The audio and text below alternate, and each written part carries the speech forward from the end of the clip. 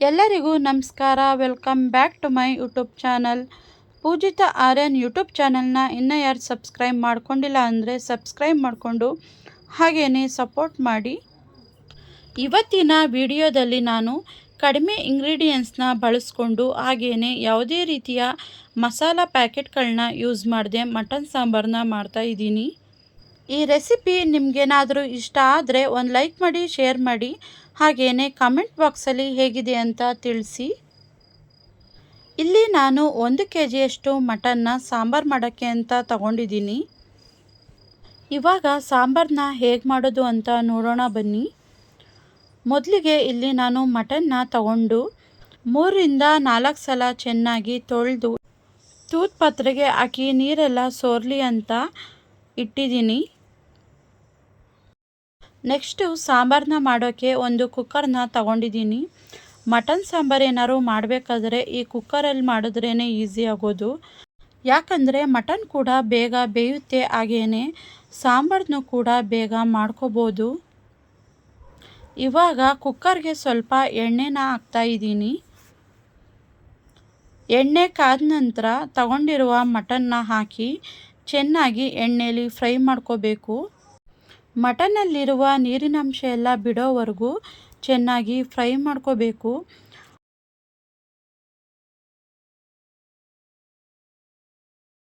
ಎಣ್ಣೆಯಲ್ಲಿ ಸ್ವಲ್ಪ ಫ್ರೈ ಆದಮೇಲೆ ಇದಕ್ಕೆ 1-2 ಸ್ಪೂನಷ್ಟು ಚಿಲ್ಲಿ ಪೌಡರ್ ಹಾಗೆಯೇ ಅರಿಶಿಣ ಪುಡಿ ಸ್ವಲ್ಪ, ಇದ್ರ ಜೊತೆಗೆ ಸ್ವಲ್ಪ ಉಪ್ಪನ್ನ ಹಾಕಿ ಚೆನ್ನಾಗಿ ಫ್ರೈ ಮಾಡ್ಕೋಬೇಕು.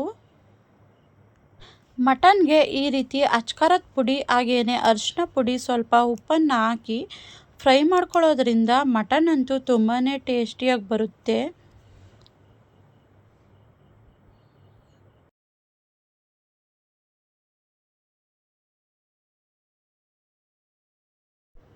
ಎಲ್ಲನೂ ಹಾಕಿದ್ಮೇಲೆ ಚೆನ್ನಾಗಿ ಮಿಕ್ಸ್ ಮಾಡಿಕೊಂಡು ಒಂದು ತಟ್ಟೆನ ಮುಚ್ತಾ ಇದ್ದೀನಿ.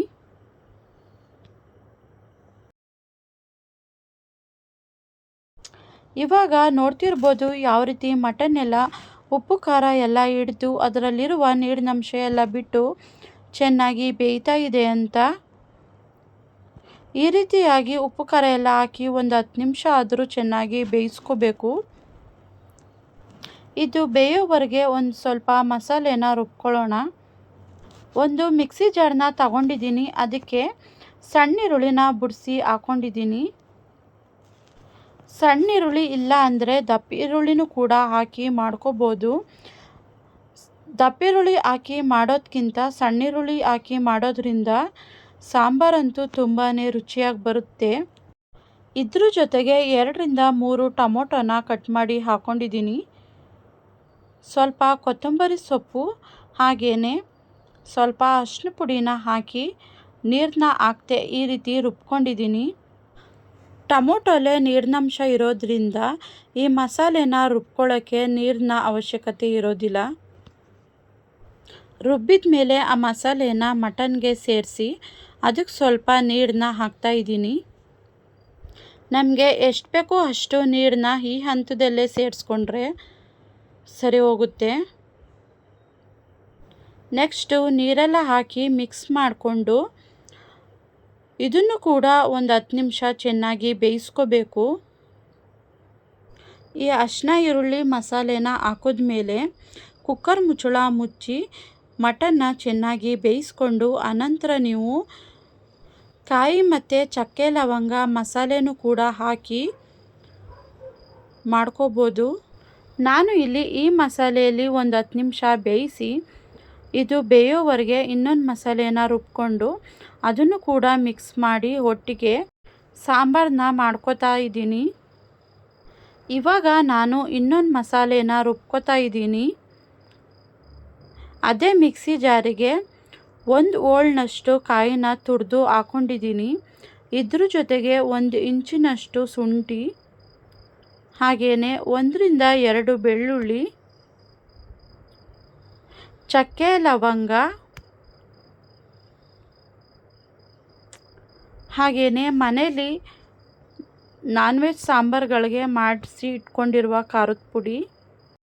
ಖಾರದ ಪುಡಿನ ಹಾಕ್ಕೊಳ್ಳುವಾಗ ನೋಡ್ಕೊಂಡು ಹಾಕ್ಕೊಳ್ಳಿ, ಯಾಕಂದರೆ ಫಸ್ಟೇ ನಾವು ಮಟನ್ನ ಬೇಯಿಸೋಕ್ಕೆ ಅಂತ ಸ್ವಲ್ಪ ಚಿಲ್ಲಿ ಪೌಡರ್ನ ಹಾಕಿಡ್ತೀವಲ್ಲ, ಅದರಿಂದ ಸ್ವಲ್ಪ ನೋಡ್ಕೊಂಡು ಹಾಕೋಬೇಕು. ನಂತರ ಇದಕ್ಕೆ ಸ್ವಲ್ಪ ಗೋಡಂಬಿನೂ ಕೂಡ ಹಾಕೋತಾ ಇದ್ದೀನಿ. ಇವಾಗ ಮಸಾಲೆ ಎಲ್ಲ ರುಬ್ಕೊಂಡಾಗಿದೆ. ನಂತರ ಈ ಮಸಾಲೆ ಬೇಯ್ತಿರುವಾಗ ಇದ್ರ ಜೊತೆಗೆ ಮಿಕ್ಸ್ ಮಾಡ್ಕೋಬೇಕು.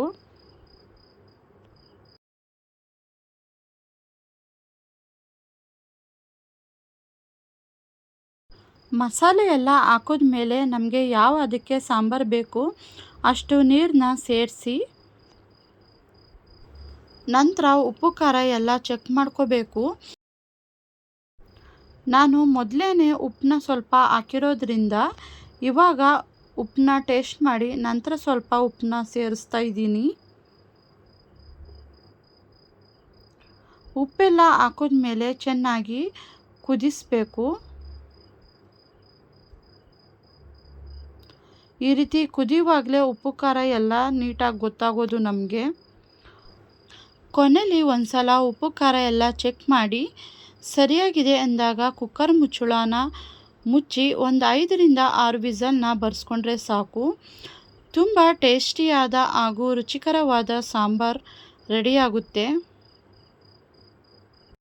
ಈ ರೀತಿಯಾದ ಮಟನ್ ಸಾಂಬಾರನ್ನ ನೀವು ಕೂಡ ಒಂದು ಸಲ ಮನೆಯಲ್ಲಿ ಟ್ರೈ ಮಾಡಿ ಹೇಗೆ ಬಂತು ಅಂತ ಕಮೆಂಟ್ ಬಾಕ್ಸಲ್ಲಿ ತಿಳಿಸಿ.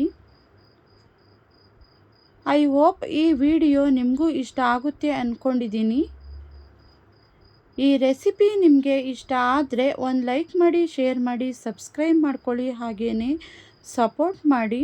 ಹಾಗೆ ಮುಂದೆ ಬರುವ ಅತಿ ಹೆಚ್ಚು ವಿಡಿಯೋಗಳನ್ನು ನೋಡಿ. Thank you for watching. Love you all.